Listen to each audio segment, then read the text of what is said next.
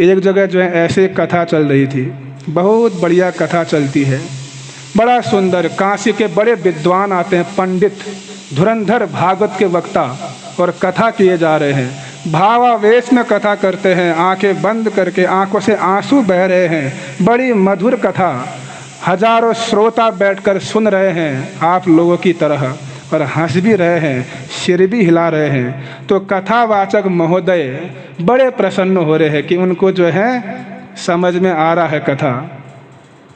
तो अचानक 1 घंटा बीता, 2 घंटा बीता, 3 घंटा बीता, कथा चलती रहती है। और अंत में जब कथावाचक महोदय की जब आंखें खुलती हैं तो सारी पब्लिक गायब, कोई वहाँ नहीं बैठा है, केवल एक व्यक्ति बैठा है वहाँ पर। तो वे कथावाचक महोदय कहते हैं कि आपका बहुत बहुत धन्यवाद कि आप जो है मेरी कथा को इतने उत्साहपूर्वक श्रवण कर रहे हैं। तो फिर जो है वो कथा करना शुरू हो गए, शुरू किया, आधा घंटा बीत गया। फिर अचानक देखा, मन में विचार आता कि इससे मैं पूछ लेता हूँ कि इसको मेरी कथा समझ में आ रही कि नहीं आ रही है। तो उन्होंने पूछा कि भाई साहब, आप इतनी देर से बैठे हो, आपकी वजह से मुझे उत्साह मिलता है कथा बोलने में, तो क्या आपको मेरी कथा समझ में आ रही है?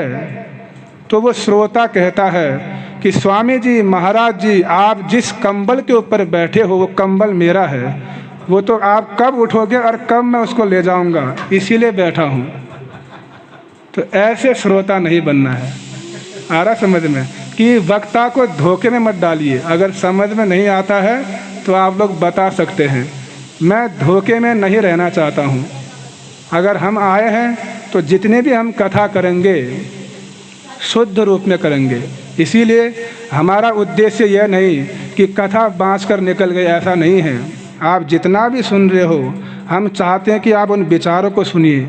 जगत में ऐसे विचार आपको कहीं सुनने को नहीं मिलेंगे, क्योंकि हमारा सनातन धर्म बहुत विशाल है, बहुत संप्रदाय हैं, लेकिन गौड़ीय संप्रदाय के जो विचार हैं, जो हमारा संप्रदाय है, वो बहुत महान है।